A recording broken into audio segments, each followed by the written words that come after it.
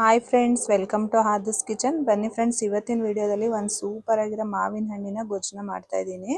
ಇದು ರೈಸಿಗೆ, ಚಪಾತಿ, ರೊಟ್ಟಿಗೆ ತುಂಬಾನೇ ಚೆನ್ನಾಗಿರುತ್ತೆ. ಹೇಗೆ ಮಾಡೋದು ಅಂತ ನೋಡೋಣ. ಅದಕ್ಕಿಂತ ಮುಂಚೆ ನಮ್ಮ ಚಾನಲ್ಗೆ ಸಬ್ಸ್ಕ್ರೈಬ್ ಮಾಡಿರೋರು ಎಲ್ರಿಗೂ ಥ್ಯಾಂಕ್ಸ್. ಸಬ್ಸ್ಕ್ರೈಬ್ ಮಾಡದೆ ವಿಡಿಯೋನ ನೋಡ್ತಾ ಇದ್ರೆ ಈಗಲೇ ಸಬ್ಸ್ಕ್ರೈಬ್ ಮಾಡ್ಕೊಳ್ಳಿ. ಈಗ ಮಾವಿನ ಹಣ್ಣಿನ ಗೊಜ್ಜನ್ನ ಹೇಗೆ ಮಾಡೋದು ಅಂತ ನೋಡೋಣ. ನೋಡಿ, ನಾನಿಲ್ಲಿ ಒಂದು ಮಾವಿನ ಹಣ್ಣನ್ನು ತಗೊಂಡಿದ್ದೀನಿ.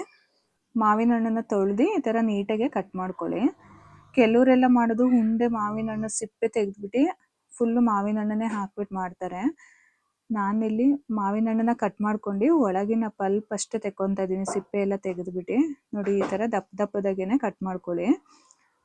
ನೋಡಿ, ಈ ಥರ ನೀಟಾಗೆ ಸಿಪ್ಪೆ ಇರಬಾರ್ದು, ಒಟ್ಟಲ್ಲಿ ಸಿಪ್ಪೆ ಇಲ್ಲದೆ ಇರೋ ಥರ ಈ ಥರ ಕಟ್ ಮಾಡ್ಕೋಬೇಕು.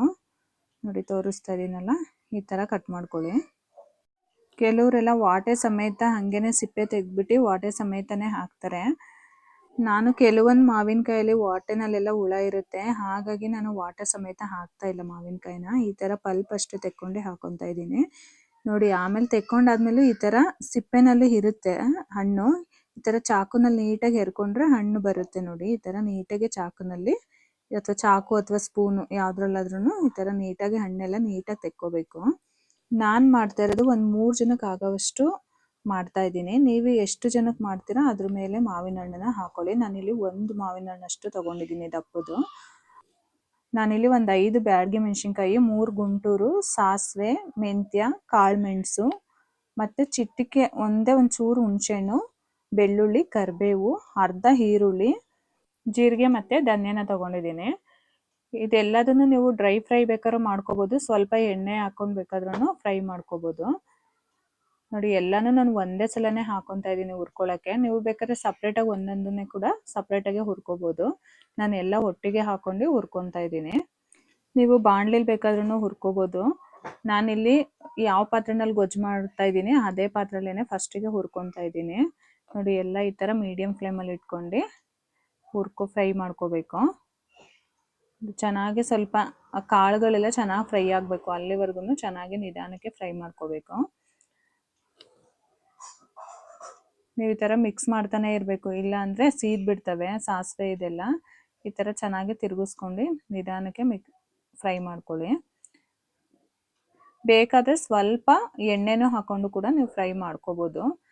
ನಾನಿಲ್ಲಿ ಒಂದು ಅರ್ಧ ಸ್ಪೂನಷ್ಟು ಎಣ್ಣೆನ ಹಾಕೊತಾ ಇದ್ದೀನಿ. ಇವಾಗ ಲಾಸ್ಟಿಗೆ ಫ್ರೈ ಆಗಿದೆ ಅಂದಮೇಲೆ ಒಂದು ಸ್ವಲ್ಪ ಎಣ್ಣೆನ ಹಾಕೊಂಡು ಈ ಥರ ಫ್ರೈ ಮಾಡ್ಕೊತಾ ಇದ್ದೀನಿ. ನೋಡಿ, ಎಲ್ಲ ಚೆನ್ನಾಗಿ ಫ್ರೈ ಆಗಿದೆ. ಇಷ್ಟು ಫ್ರೈ ಆದರೆ ಸಾಕು.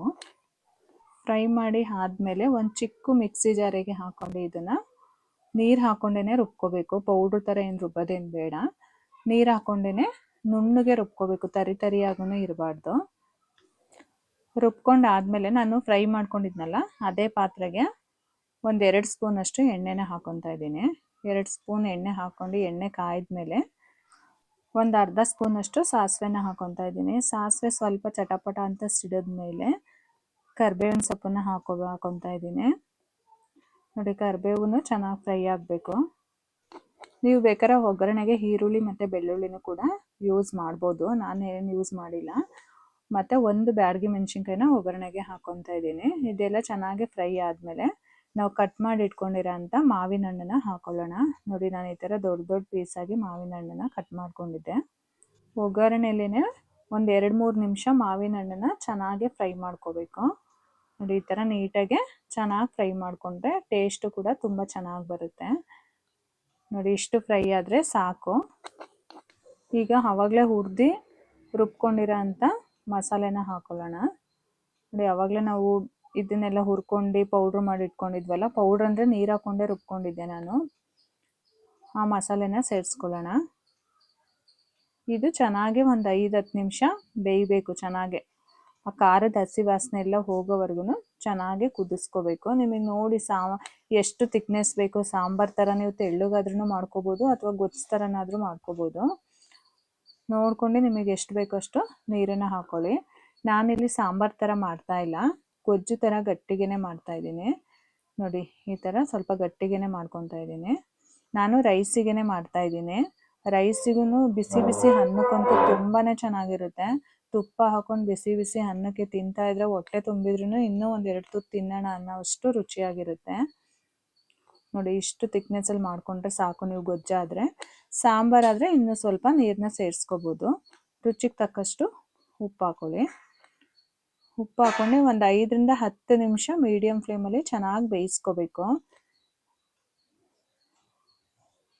ನೋಡಿ ಎಷ್ಟು ಚೆನ್ನಾಗಿ ಬಂದಿದೆ. ನೋಡಿ ಕುದಿಯೋಕ್ಕೆ ಸ್ಟಾರ್ಟ್ ಆಗಿದೆ. ಈಗ ಸ್ವಲ್ಪ ಅರಿಶಿನ ಪುಡಿನ ಸೇರಿಸ್ತಾ ಇದ್ದೀನಿ. ಚೆನ್ನಾಗಿ ಈ ಥರ ಒಂದು 5 ನಿಮಿಷ ಕುದಿಬೇಕು.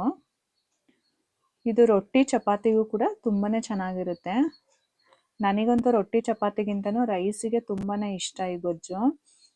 ನೀವು ಬಿಸಿ ಅನ್ನದ ಜೊತೆ ತಿಂತಾ ಇದ್ರೆ ತುಂಬಾ ರುಚಿಯಾಗಿರುತ್ತೆ. ನಾನು ಈ ಗೊಜ್ಜಿಗೆ 1 ಸ್ಪೂನಷ್ಟು ತುಪ್ಪನ ಸೇರಿಸ್ತಾ ಇದ್ದೀನಿ. ತುಪ್ಪ ಹಾಕೊಳ್ಳೇಬೇಕು ಅಂತ ಏನಿಲ್ಲ, ನಿಮಗೆ ಇಷ್ಟ ಇದ್ರೆ ಹಾಕೊಳ್ಳಿ, ಇಲ್ಲಾಂದರೆ ಸ್ಕಿಪ್ ಮಾಡ್ಕೋಬೋದು. ನೋಡಿ ಬೆಂದಿದೆ, ಇಷ್ಟು ಬೆಂದರೆ ಸಾಕು. ಕೆಲವರೆಲ್ಲ ಮಾಡುವಾಗ ವಾಟೆ ಸಮೇತನೇ ಹಾಕ್ಬಿಡ್ತಾರೆ, ಆದರೆ ನಾನಿಲ್ಲಿ ವಾಟೆ ಸಮೇತ ಹಾಕಿಲ್ಲ, ಪಲ್ಪ್ ಅಷ್ಟೇ ಕಟ್ ಮಾಡ್ಕೊಂಡು ಹಾಕಿದ್ದೀನಿ. ನೀವು ವಾಟೆ ಸಮೇತ ಕೂಡ ಬೇಕಾದ್ರೂ ಹಾಕೋಬೋದು. ವಾಟೆನಲ್ಲಿ ಹುಳ ಇಲ್ಲ ಚೆನ್ನಾಗಿದೆ ಅನ್ನೋದಿದ್ರೆ ನೀವು ವಾಟೆ ಸಮೇತ ಕೂಡ ಹಾಕ್ಕೊಂಡು ಮಾಡ್ಕೋಬೋದು. ನೀವು ಒಂದ್ಸಲ ಮಿಸ್ ಮಾಡದೆ ಟ್ರೈ ಮಾಡಿ. ಹೇಗಿತ್ತು ಅಂತ ಕಮೆಂಟ್ ಮಾಡಿ ತಿಳಿಸಿ. ವಿಡಿಯೋ ಇಷ್ಟ ಆಗಿದ್ರೆ ನಿಮ್ಮ ಫ್ಯಾಮಿಲಿ ಫ್ರೆಂಡ್ಸಿಗೂ ಕೂಡ ಶೇರ್ ಮಾಡಿ. ಮತ್ತೆ ಒಂದು ಹೊಸ ರೆಸಿಪಿ ಜೊತೆ ಮುಂದಿನ ವಿಡಿಯೋದಲ್ಲಿ ಸಿಗ್ತೀನಿ. Thank you for watching. ಈ ವಿಡಿಯೋ ನಿಮಗೆ ಇಷ್ಟ ಆಗಿದ್ರೆ ಲೈಕ್ ಮಾಡಿ, ಶೇರ್ ಮಾಡಿ, ಸಬ್ಸ್ಕ್ರೈಬ್ ಮಾಡಿ, ಮತ್ತೆ ಬೆಲ್ ಹೊಡೆಯೋದನ್ನ ಮರಿಬೇಡಿ.